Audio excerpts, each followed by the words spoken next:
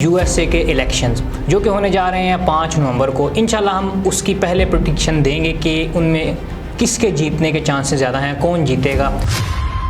कि पाकिस्तान यानी कि बांग्लादेश की जो सूरत हाल बनी है और उस सूरत हाल के पीछे कहीं ना कहीं पे जो माजी में जनवरी में इलेक्शंस हुए हैं उसमें यूएस का बहुत ज़्यादा इंटरफेरेंस भी था। दोनों के चार्ट्स को अगर कंपैरेटिवली माजी में जब हम लोग देख रहे थे तो माजी में एक स्ट्रेट अवे आंसर आ रहा था। अच्छा। और वो स्ट्रेट अवे आंसर ये था कि रिपब्लिकन्स जो हैं इस दफ़ा बाजी मार जाएंगे, यानी डोनाल्ड ट्रंप जीतते हुए नजर आते थे। लेकिन अब जो सिनेरियो है, अब सिनेरियो टोटली डिफरेंट हो गया।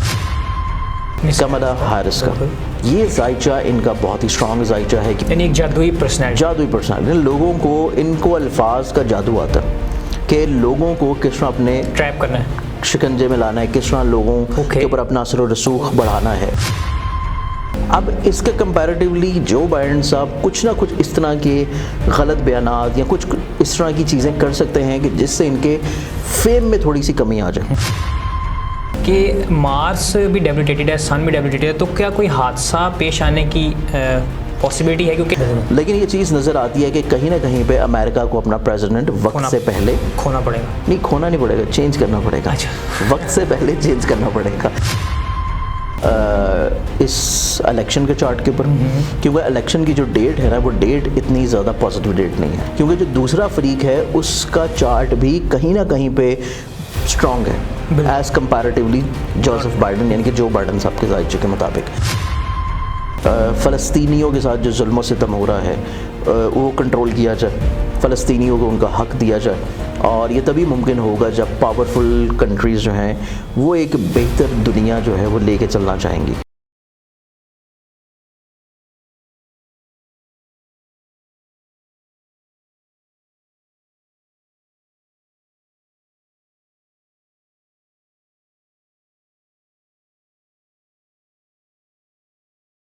बिस्मिल्लाहिर्रहमानिर्रहीम। अस्सलामुअलैकुम वरहमतुल्लाहि वबरकातुहू। ज़ंजानी पॉडकास्ट में खुश आमदीद। मैं हूं आपका होस्ट हाफिज़ शुएब अहमद। ख़ातिन व हज़रात, आज का जो प्रोग्राम है उस प्रोग्राम का सबको बड़ा बेसब्री से इंतज़ार था।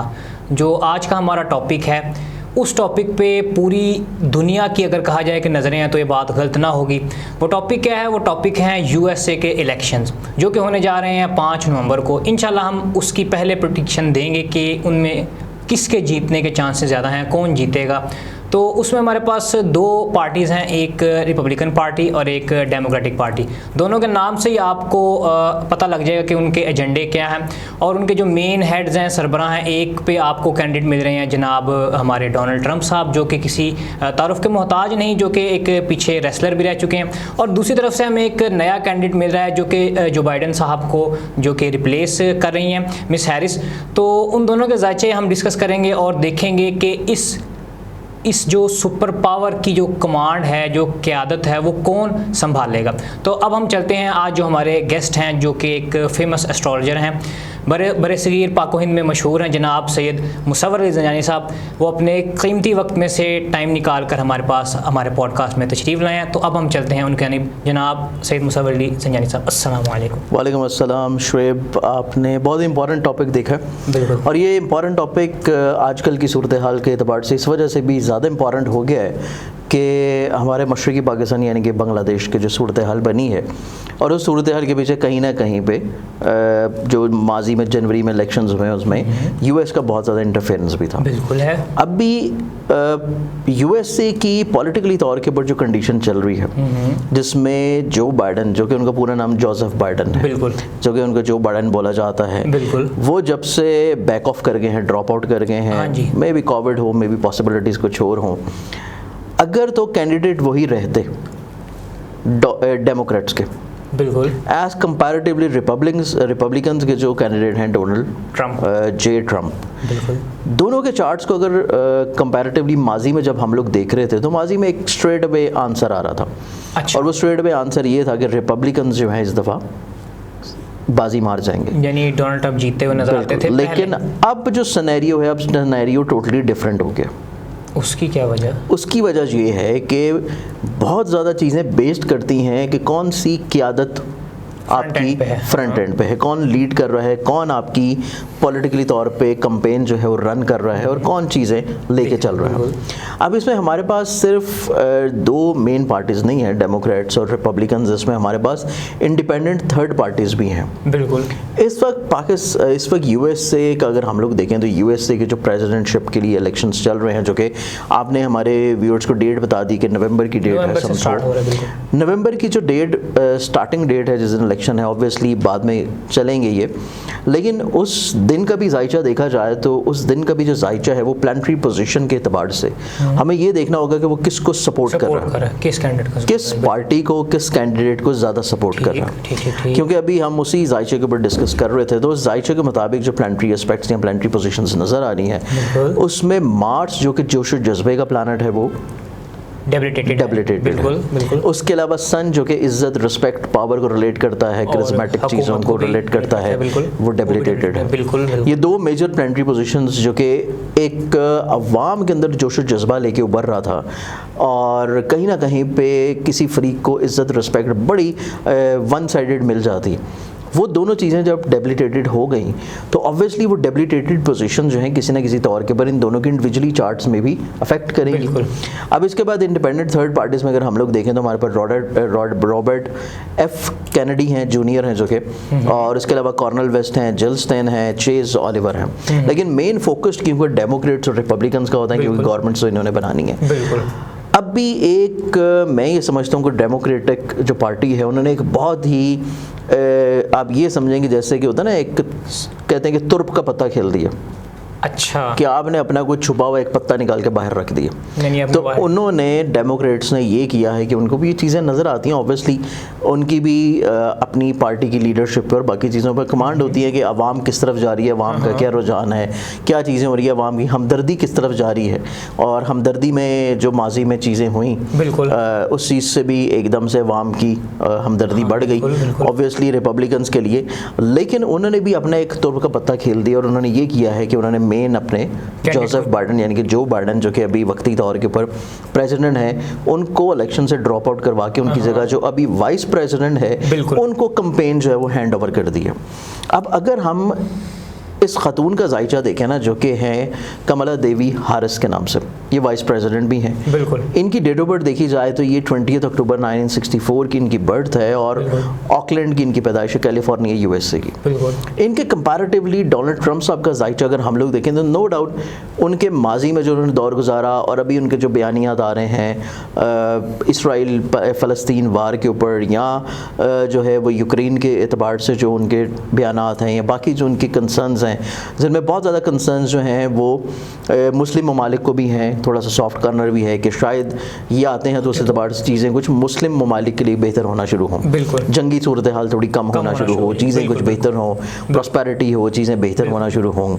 लेकिन इनके कंपैरेटिवली जो जायचा चल रहा है कमला हारिस का, ये जायचा इनका बहुत ही स्ट्रॉन्ग जायचा है क्योंकि इनका टाइम ऑफ बर्थ के मुताबिक इनका जो असेंडेंट आता है वो जेमिनी है। जेमिनी असेंडेंट वाले लोग बहुत ही ज़्यादा कम्युनिकेटिव, एक्सप्रेसिव, इसके साथ साथ कन्विंसिव और साथ में करिस्मेटिक पर्सनालिटी के हामिल होते हैं, यानी एक जादुई पर्सनालिटी। लोगों को इनको अल्फाज का जादू आता है कि लोगों को किस तरह अपने ट्रैप करना है, शिकंजे में लाना है, किस तरह लोगों के ऊपर अपना असर और रसूख बढ़ाना है। और सबसे खूबसूरत चीज़ आप ये देखें कि इलेक्शन कैंपेन से पहले पहले इनके माइंड का जो रूलिंग प्लैनेट मरकरी है वो अपनी एग्जॉल्टेड पोजीशन से गुजर रहा है, जो एग्जॉल्टेड पोजीशन से मतलब सबके लिए तो गुजरेगा एग्जॉल्टेड पोजीशन से, लेकिन इनको फेवर इस वजह से दे रहा है कि इनके माइंड का रूलिंग प्लैनेट है। अब उसका क्योंकि शर्फी पोजीशन स्टार्ट होगी और वो इलेक्शन कैंपेन से मतलब इलेक्शन के दिनों से पहले यानी कि नवंबर में अगर इलेक्शन हो रहा है तो ये रहेगा 15 सितंबर से लेके 15 सितंबर भी और फिर कुछ अक्टूबर के दिन भी ऐड ऑन कर लें, तो इस एतबार से ये इनको एक एज हासिल रहता हुआ नजर आता है। फिर उसके बाद सबसे मेन इंपॉर्टेंट चीज़ ये है कि डोनाल्ड ट्रंप साहब जो हैं इनका अगर हम लोग डेट ऑफ बर्थ या टाइम ऑफ बर्थ के मुताबिक जायचा देखें तो इनकी पैदाइश बनती है 14 जून 1946 की और इनकी बर्थ है जमाइका न्यूयॉर्क यूएसए में। तो इस एतबार से इनके चार्ट में इनका जो मेन माइंड का प्लैनेट है सन, नो डाउट इनके जायचे में अच्छा पड़ा हुआ है, लेकिन जब इलेक्शन हो रहे हैं, जब इलेक्शन फाइनली तौर के ऊपर चल रहे हैं, इनका माइंड का प्लानट जो है वो डेबिलिटेटेड हाउस में। बिल्कुल। इसके साथ साथ अगर हम लोग देखें तो कंपैरेटिवली इनकी जो दूसरी ऑपोजिट पार्टी है जिसमें हमारे पास मिस हैरिस हैं, उनके चार्ट में सन का डेबिलिटेटेड होना इतना ज़्यादा मैटर या मायने नहीं कर रहा उनकी पर्सनालिटी को या उनके फेम को या उनकी बाकी चीज़ों को, क्योंकि वो एक शॉर्ट, क्योंकि उनके जहन या सोच का मालिक नहीं है। नो डाउट उनके थर्ड हाउस का है, लेकिन थर्ड हाउस का मालिक भी होना कहीं ना कहीं पे थोड़ा सा आपको इनर तौर के ऊपर कॉन्फिडेंस वाइज एक थोड़ा तस बजब में रखेगा, लेकिन इतना ज़्यादा इनको वो जो है प्रॉब्लमैटिक इफेक्ट नहीं करता हुआ नजर आ रहा है। ये एक एज है इनको बिल्कुल इस एतबार से। बिल्कुल। सेकेंडली, इनके चार्ट में एक चीज़ जो बहुत इंपॉर्टेंट है जो कि देखने की ज़रूरत है मिस हैरिस के चार्ट में, बिल्कुल, कि जब इनके चार्ट में इलेक्शन हो रहा है उस दिन भी, और इनकी इस डेट ऑफ बर्थ के मुताबिक भी इनके चार्ट में इनका फेम का, पॉपुलैरिटी का, लोगों के साथ इनकी अट्रैक्शन, बॉन्डिंग या लोगों में इनकी फेमस एकदम से पर्सनालिटी का हो जाना, उसका रूलिंग प्लैनेट बाय बर्थ इनके जायचा में वीक पड़ा हुआ है, डेबिलिटेटेड है। इनका मार्स डेबिलिटेटेड है, इनके जायचे में इनका सन डेबिलिटेटेड है। अच्छा, इनके दो मेजर प्लैनेट्स इनके जायचे में भी डेबिलिटेटेड है, और यही दो मेजर प्लैनेट्स अमेरिका का जब इलेक्शन अनाउंस हुआ है 5 नवंबर, तब भी जो है ये डेबिलिटेटेड है। तो ये दो चीज़ें इनको अच्छी खासी हिट करती हुई नज़र आ रही हैं। अब इसके कंपैरेटिवली जो बाइडेन साहब कुछ ना कुछ इस तरह के गलत बयानात या कुछ इस तरह की चीज़ें कर सकते हैं कि जिससे इनके फेम में थोड़ी सी कमी आ जाए। इनका जो अभी एकदम से अरूज फेम चीज़ें चल रही है उसमें थोड़ी सी कमी आ जाए, लेकिन अब इलेक्शन के डेट के अतबार से देखा जाए तो इनके चार्ट में मार्च का डेबिलिटेटेड होना इनके लिए इतना ज़्यादा प्रॉब्लमैटिक नहीं है, क्योंकि मार्च इनके चार्ट में जाकर डेबिलिटेटेड भी हो रहा है और वो है जायसे के 12वें घर में। तो इस एतबार से 12वें घर में अगर डेबिलिटेटेड भी हो रहा है तो वो एक बेहतर पोजीशन है कि जिसमें इनके हासिद किस्म के लोग, इवन के इनके खिलाफ प्रोपेगेंडा करने वाले लोग, वो इनके चार्ट में कमज़ोर होते हुए नजर आते हैं। बिल्कुल बिल्कुल। तो ये दो बहुत ही मेजर कंसर्न्स थे दोनों के डिफरेंट जायचों में, क्योंकि पहले पोजीशन जो है वो बिल्कुल वन साइडेड थी। अगर हम लोग जो बाइडेन साहब का जायचा देख लेते, जिनकी डेट ऑफ बर्थ मेरे पास जो यहाँ पे मौजूद है, जिनकी बर्थ है स्क्रैंटन फिलाडेल्फिया यूएसए की, ये 1942 की बर्थ है इनकी और 20 नवंबर की। इनके जायचा के मुताबिक तो डोनाल्ड ट्रंप साहब का पलड़ा बहुत भारी था, लेकिन अभी जो पल रहा है ये डोनाल्ड ट्रंप साहब का भारी ज़रूर है, लेकिन इसमें ग्राफ में थोड़ी सी अब कमी आना शुरू होगी, क्योंकि जो दूसरा फरीक है उसका चार्ट भी कहीं ना कहीं पे स्ट्रॉन्ग है एज़ कंपैरेटिवली जोसेफ बाइडेन, यानी कि जो बाइडेन साहब के जायचे के मुताबिक।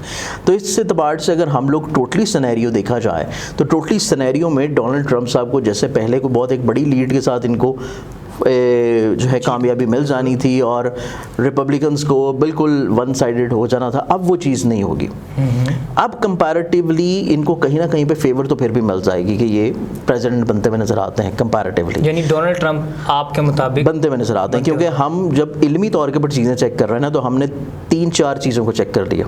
ठीक है। अब 3-4 चीज़ों में कहीं ना कहीं पे जो इलेक्शन डेट है, वो इलेक्शन डेट जो हैं मिस हैरिस के जायचे में जो already by birth 2 planets weak हैं, यानी वो उसी चीज़ को उस टाइम पे भी वो वीक है, यानी कि उनके बर्थ चार्ट में ट्रांजिट चार्ट उनको किसी भी तौर पे सपोर्ट नहीं कर रहा। लेकिन डोनाल्ड ट्रंप साहब का कंपैरेटिवली डोनाल्ड ट्रम्प साहब के जायचे में देखा जाए तो इनके जायचे में क्योंकि इनका है माइंड का प्लैनेट और इनके माइंड का प्लैनेट देखिए ट्रांजिट में डेबिलिटेटेड हो रहा है, लेकिन बर्थ चार्ट में तो डेबिलिटेटेड नहीं है, यानी उनकी पर्सनैलिटी को फर्क नहीं पड़ेगा वक्ती बर्थ चार्ट में वो अपने दिशा के मुताबिक एक अच्छी प्लेसमेंट में पड़ा हुआ है। तो इस एतबार से ये जो डेट है वो किसी न किसी तौर के ऊपर इनको फ़ायदा यहाँ हिट कर जाएगी।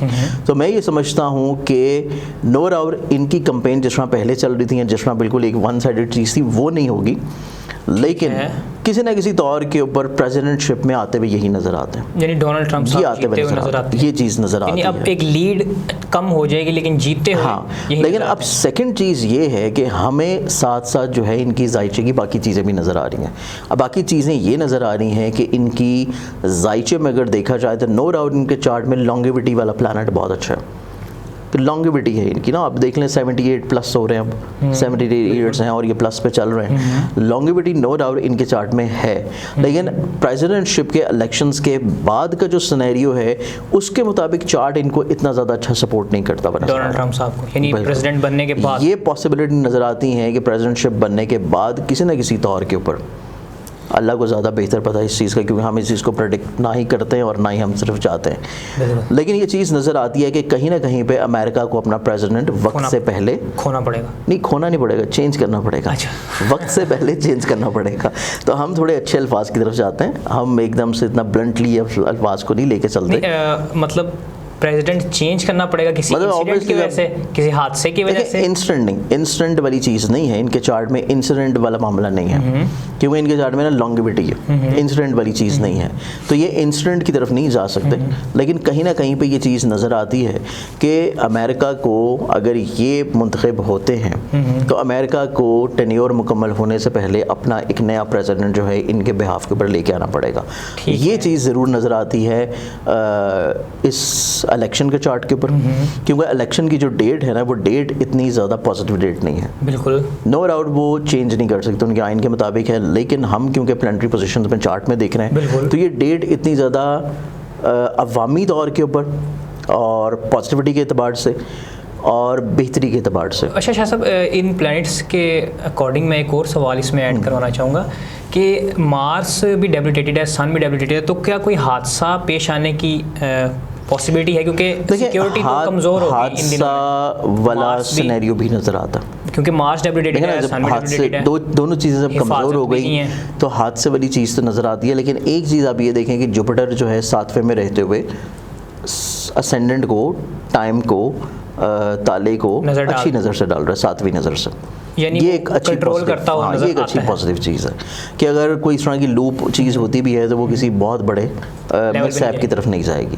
तो ये चीज़ किसी न किसी तौर पे जुपिटर की एक बेहतर पोजीशन भी है, छोटे मोटे रॉयट्स लड़ाई वगैरह, तो जुपिटर की एक बेहतर पोजीशन भी है। लेकिन ये चीज़ ज़रूर नज़र आती है कि इस इलेक्शन का जो रिजल्ट्स होंगे उसके बाद ऑब्वियसली जब ओथ लिया जाएगा, ओथ का टाइम एक अलग होगा, लेकिन इलेक्शन डेट के मुताबिक ये चीज़ नज़र आती है कि अमेरिका को अपना जो अगला प्रेसिडेंट होता है वो जल्दी टाइम से वक्त से पहले उनको चेंज करना पड़ सकता है, ये चीज़ ज़रूर नज़र आती है।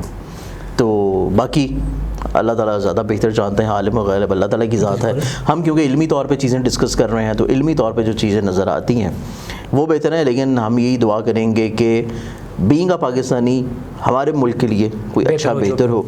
ऑब्वियसली कहीं ना कहीं पे हमारे मुल्क के कंसर्न्स जो हैं वो अटैच रहते हैं, और क्योंकि वो हर मुल्क में असर रसूख तो उसने रखना है, वो भी फ़िलहाल इस खित्ते में तो कम होता हुआ नज़र नहीं आता।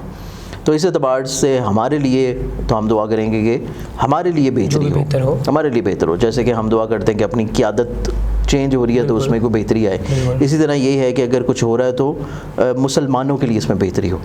फ़लस्तीनियों के साथ जो जुल्म सितम हो रहा है वो कंट्रोल किया जाए, फ़लस्तीनियों को उनका हक़ दिया जाए, और ये तभी मुमकिन होगा जब पावरफुल कंट्रीज़ जो हैं वो एक बेहतर दुनिया जो है वो लेके चलना चाहेंगी। वो सिर्फ़ अपने हथियार और अपना जंगी निज़ाम उस चीज़ से हट के थोड़ा सा बेहतरी की तरफ आएंगी कि मुसलमानों के हकूक़ या उनको भी ये बेहतर राइट्स दिया जाए। तो इस चीज़ के लिए हम ज़रूर दुआ करें और इसके लिए होपफुल भी हैं और इसके लिए दुआ भी करते रहेंगे इंशाल्लाह।